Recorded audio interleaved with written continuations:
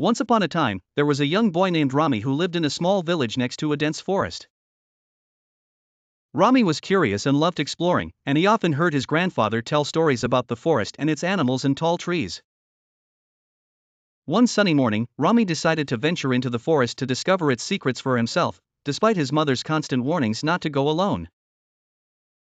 He packed a small bag with some food and water and set off on his adventure, thinking he'd return before his mother noticed his absence. At first, everything was exciting. Rami ran between the trees, watched the beautiful butterflies, and listened to the chirping birds. But as time passed, he realized he had ventured too far into the forest, and the thick trees had hidden all familiar landmarks. Rami started feeling scared and anxious when he realized he didn't know the way back.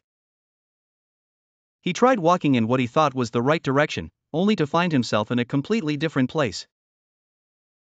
He sat on a large rock, tears welling up in his eyes, but he remembered his grandfather's advice: when you're lost, stay where you are and listen to the sounds around you, maybe someone will help you. Rami sat under a big tree and called out at the top of his lungs, "Is anyone there? Can someone help me?" As he called, a small, friendly-looking dog appeared in front of him and began sniffing his bag. Filled with hope again, Rami decided to follow the dog, who seemed to know the way. The dog led Rami through narrow paths in the forest, and with each step, Rami felt his hope renewed. After an hour of walking, he began to hear the sound of the river near his village, realizing he was close to home. Finally, Rami reached the edge of the forest, where his parents and some villagers were searching for him anxiously.